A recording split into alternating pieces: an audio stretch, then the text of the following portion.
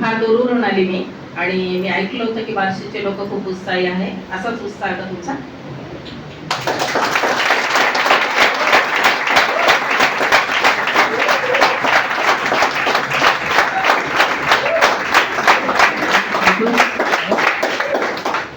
चलो ओके. परिचय माझा नाव रंजना दाभाडे. बऱ्याच वेळचे लोक तुम्हाला सांगतायत की नॉमिनी फॅसिलिटी काय आहे त्याचं उदाहरण. तर मी फक्त 2 ते 3 मिनिटांमध्ये माझा परिचय देईन. तुम्ही सगळेजण ऐकायला उत्सुक आहात? येस. उत्साही असाल तर बोलल, नाही तर काही बोललं नाही तरी चालेल. तर माझा जो पास्ट आहे तो मी तुम्हाला सांगाल.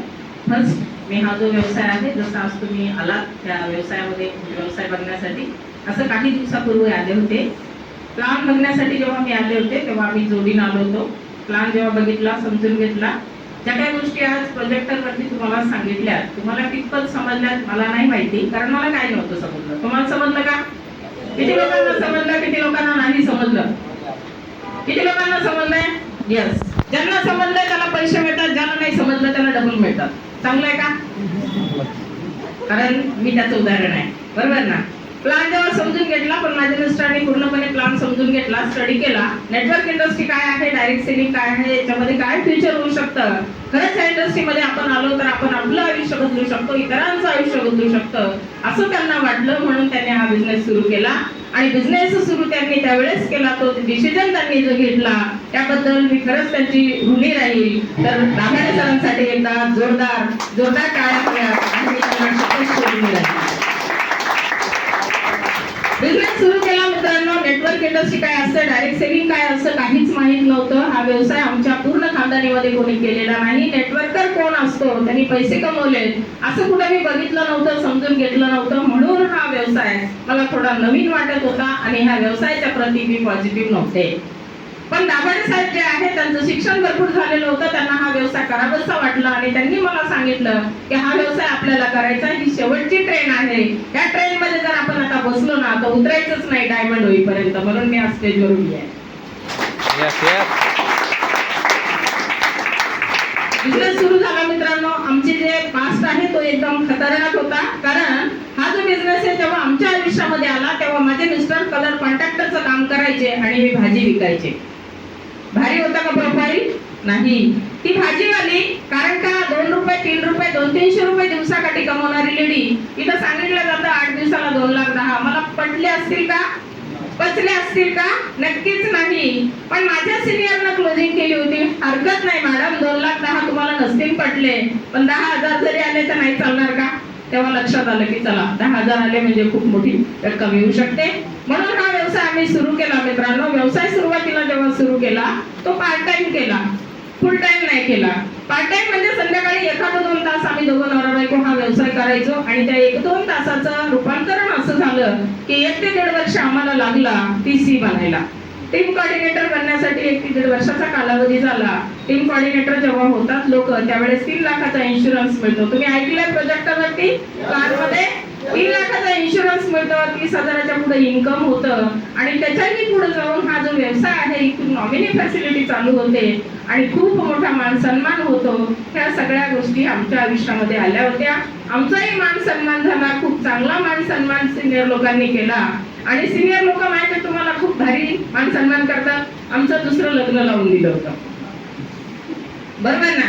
एकदम मान सन्मान ह्या सगळ्या ज्या गोष्टी आहेत दाभाडे सरांना पचल्या नसाव्यात बहुधा, मला माहित नाही, किंवा त्या निसर्गाला नियतीला काहीतरी वेगळं मंजूर असावं. कारण हा जो व्यवसाय आहे दाभाडे साहेबांनी ज्या हौशीनं चालू केला होता, त्यांना इथं नॅशनल टीम कोऑर्डिनेटर नावाची जी रँक आहे ती अचीव करायची होती, म्हणून त्यांनी हा व्यवसाय सुरू केला होता. पण देवाला वेगळं काही मंजूर असावं. टीम कोऑर्डिनेटर झाल्याच्या नंतर फक्त 9 दिवस झाले होते आणि त्या 9 दिवसामध्ये दाभाडे साहेबांना मेजर अटॅक आला आणि सर ह्या जगातून निघून गेले. मला आजही 2 व्हीलर चालवता येत नाही. मी इमानदारीनं सांगते तुम्हाला, मी कधीच गाडी सायकल चालवलेली नाही. ती लेडी जी पूर्णपणे डिपेंड होती त्या मिस्टरांवरती, जेव्हा अशी परिस्थिती आली त्यावेळेस माझ्यावर काय परिस्थिती ओढवली असं तुम्ही विचार करू शकता.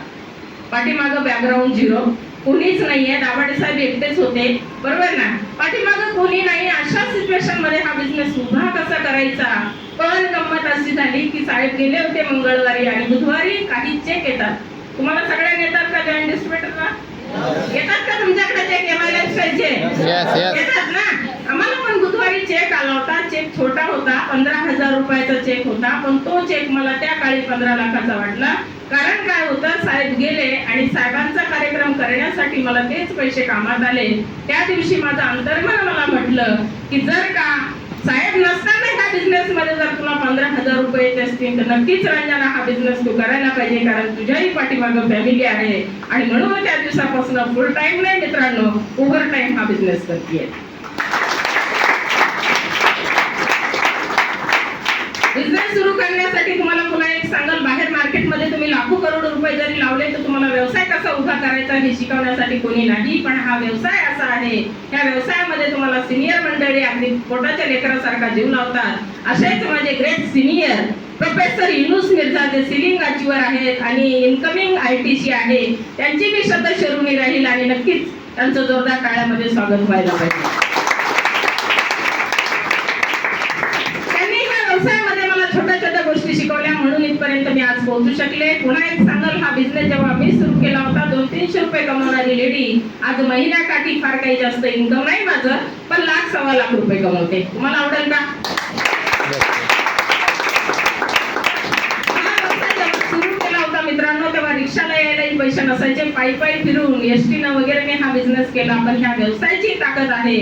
ह्या लॉकडाऊन मध्ये लोकांच्या नोकऱ्या गेल्या, लोकांचे दुकानं बंद झाले, लोकांना किराया द्यायला पैसे नव्हते, मोठे मोठे जे रँक म्हणजे मोठे मोठे नोकरीवाले लोक खाली आले. पण ह्या व्यवसायाची ताकद, हे MI लाईफस्टाईल बिझनेसची ताकद मित्रांनो, मी याच्यामध्ये कोरोनामध्ये अगदी लॉकडाऊन मध्ये 16.5 लाखाची किया सोनेट कार परचेस करू शकले. ती ह्या व्यवसायाची ताकद आहे.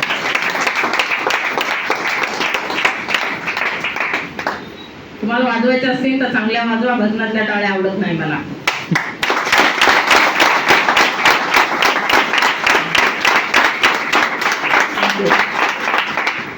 बिझनेसच्या बद्दल सांगायला जर गेलं तर हा व्यवसाय कोणासाठी गरजेचा आहे? ज्याच्या मुलीचं लग्न आहे, ज्या लोकांच्या डोक्यावरती कर्ज आहे, ज्यांना लोकांनी मार्केटमध्ये खूप सारं हिणवलंय, अशा लोकांसाठी हा बिझनेस आहे मित्रांनो. आणि या व्यवसायामध्ये तर करायचंय काय, तर नुसती खरेदी करायची, प्रोडक्ट वापरायचे, लोकांना सांगायचे. मला वाटतं लेडीज लोकांना फार भारी जमतंय, नाही का?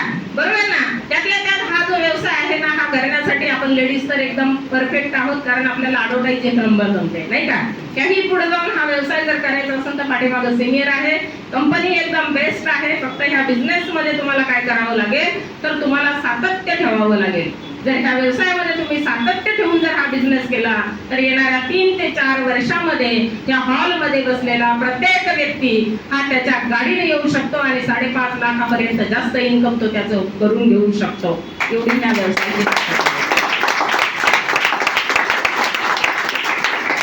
म्हणून ह्या व्यवसायामध्ये येण्यासाठी माझ्याकडनं तुम्हाला खूप साऱ्या शुभेच्छा. ह्या व्यवसायामध्ये मला जशी टीम मिळाली, माझे खूप ग्रेट लीडर आहेत. माझं शिक्षण जरी कमी असलं तर माझ्याकडे अगदी वेल एज्युकेटेड लोक आहेत, बरोबर ना? मला जशी टीम मिळाली, जसे मला सिनियर मिळाले आणि जसा मला रिस्पॉन्स मार्केटमधून मिळतोय तसा तुम्हाला सर्वांना मिळो अशी भगवंताचरणी प्रार्थना करते. मी इथंच थांबते. Okay, wish you all the best. जय लाईफस्टाईल, वर्ल्ड लाईफस्टाईल. थँक्यू.